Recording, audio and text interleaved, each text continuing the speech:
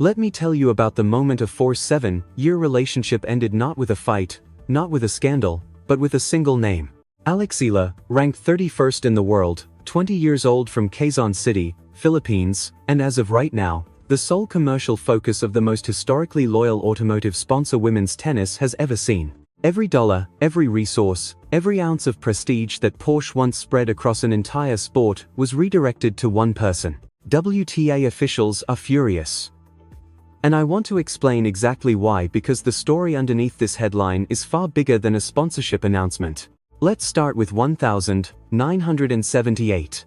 A 15-year-old named Tracy Austin showed up in Filderstadt, Germany, pigtails, braces, and a quiet intensity that made everyone in the room stop talking.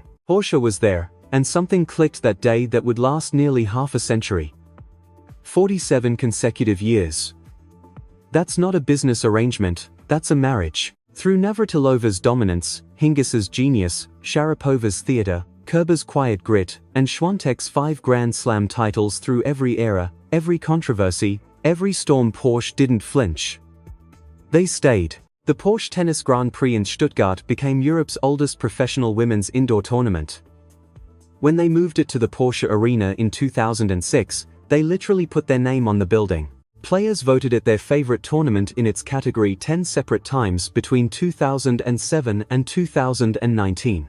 In 2025, 33,000 people packed that arena, the highest attendance since the pandemic. Porsche ran the Porsche Talent Team, donated €100 per ace to Stuttgart children's charities, and signed ambassadors like Emma Raducanu and Angelique Kerber. They built something real, organic, deep, genuine. When Arina Sabalenka walked into a Stuttgart press conference and said, "I want to finally win the Porsche this year," it felt personal, not corporate. That's what 47 years of investment looks like. And then December 2025 happened. Mercedes-Benz walked into the room. What they announced wasn't just a sponsorship, it was the largest single commitment in the documented history of women's professional sport. Starting the 1st of January 2026, the WTA Tour officially became the WTA Tour, driven by Mercedes-Benz. Title partner. Global exclusivity. Net post signage at every tournament on Earth. Porsche, the brand that had built women's tennis's most iconic partnership, suddenly found itself in a corner. Technically, they were protected. Tournaments with existing automotive deals could keep them. Stuttgart was Porsche's tournament. Mercedes couldn't touch that. But the broader identity, the most loyal sponsor in women's tennis tagline Porsche carried for decades, now belonged to the whole tour. And the whole tour now wore a 3-pointed star. 3 sources familiar with the internal negotiations confirmed that Mercedes's deal included provisions to eventually buy out Porsche's secondary partnerships at WTA 250 and 500 level events.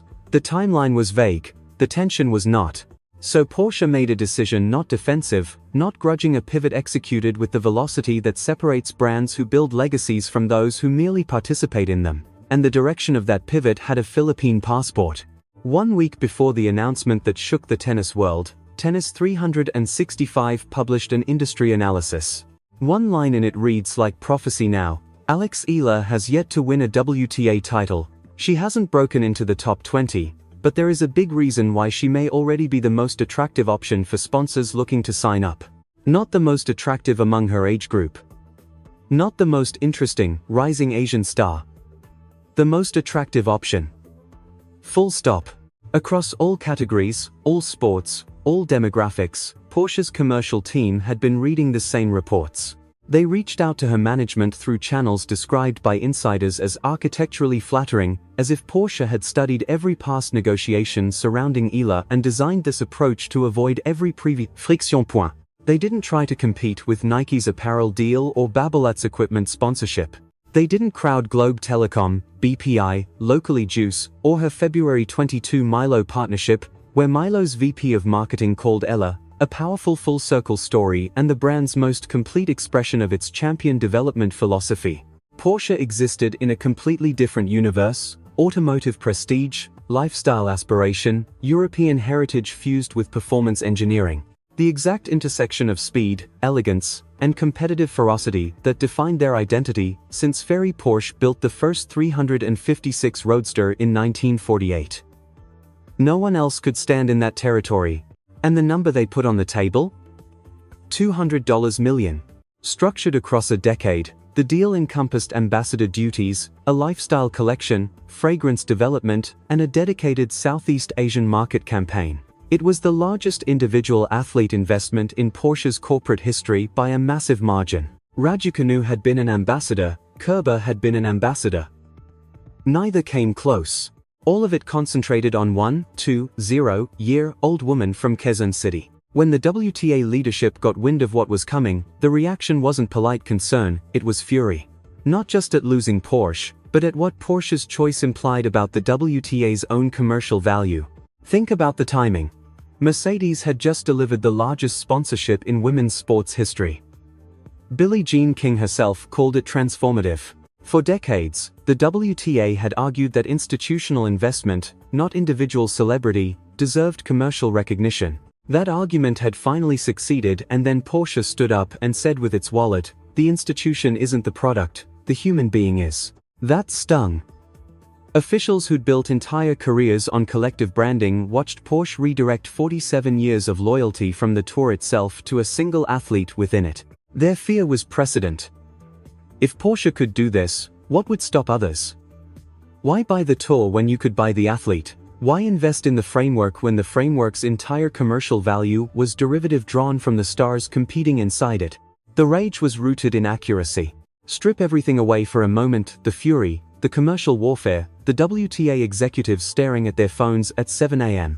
as their world rewrote itself in real time, and here's what's left. A girl from Quezon City, who began 2025 ranked 140th in the world, ended it ranked 50th, with her first WTA title in Guadalajara, her first Grand Slam main draw victory at the US Open, her first tour-level final in Eastbourne.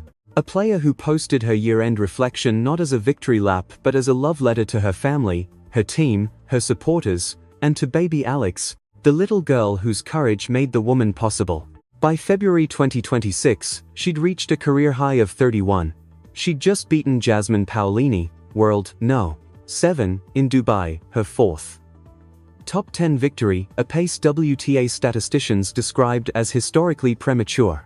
She represented the Philippines at the 2025 SEA Games in Thailand, gold in women's singles, bronze in mixed doubles and team events. She led the Billie Jean King Cup team to a 5-0 sweep, personally undefeated. The Philippine Tennis Federation called it a generational milestone. She graced the covers of Vogue Philippines and Tatler Philippines, had Globe Telecom backing her since age 8, Nike since 2019, the same Nike that commissioned a Sampaguita hair tie for her Wimbledon debut, a gesture of cultural respect instead of generic marketing. She once attended Milo Sports clinics as a kid, and in 2026 returned as their ambassador not for the money, but as the living fulfillment of what that program was meant to produce.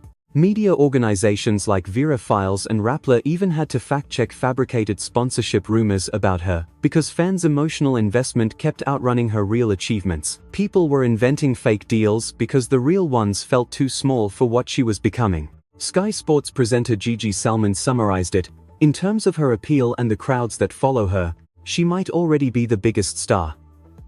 Even Coco Gauff, a reigning Grand Slam champion with one of the strongest commercial portfolios in tennis, referenced the Federer phenomenon: when you play a certain kind of star, a portion of the crowd didn't come to see you. Porsche cited both observations in their internal justification documents, along with Stuttgart's record attendance, Southeast Asia's luxury market trajectory, and the verified phenomenon of fan-driven misinformation as a unique metric of commercial heat. Sky Sports, Gauff, Tennis 365, Porsche's analysts all reached the same conclusion. Porsche didn't buy past accomplishments. They bought potential still unfolding. The WTA's frustration, while understandable, was beside the point. Porsche wasn't contradicting Mercedes or undermining frameworks, they were recognizing something deeper. At its core, Porsche's decision had nothing to do with contracts or turf wars. It had to do with a 20-year-old who told cameras in Dubai, "How many people would love to be in my position? I make it a point every day to give my all and be grateful." It had to do with the woman who told reporters at Indian Wells, "I know that I belong here." It had to do with an athlete who defined her explosive year not by rankings or revenue, but as a love letter. Porsche didn't abandon women's tennis. Porsche relocated its investment from an institution to a human being and chose the human being who most completely justified that shift. The officials arguing about structures were missing what Porsche was really arguing for: something older, more durable, and far more powerful than any framework the WTA has ever built. So here's the question. When Porsche walks away from 47 years of institutional loyalty to bet everything on 1-2-0-year-old from the Philippines, is that the most commercially rational decision in the history of women's sports sponsorship? Or are they simply the first powerful entity brave enough to admit what everyone watching Alex Eala already knew, that some athletes don't belong to institutions, they transcend them, and the moment you recognize one, everything else becomes secondary. Because 5 years from now, this story will look like either genius or confirmation of something even more remarkable.